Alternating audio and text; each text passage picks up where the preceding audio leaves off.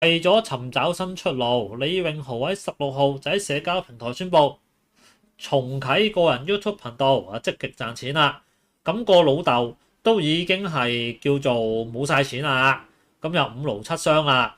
咁其實我覺得佢去開翻個頻道嘅話，應該都係正常嘅，即係賺得幾多錢得幾多錢啊嘛。咁唔知道佢嗰個頻道係會有幾多嘅訂閱提升啦？因為我今日我下晝拍影片嘅時候咧，我見到佢嗰個頻道咧就大概係6000幾人左右嘅。咁我而家望一望啦，睇下豪仔個頻道有幾多人啦。你等陣啊，嗱，豪仔個頻道啊，差唔多去到7000人㗎啦。我今日去睇佢嘅時候，好似係6200幾人咯，而家6800幾人咯。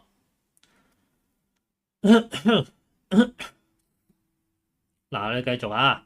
嗱，不過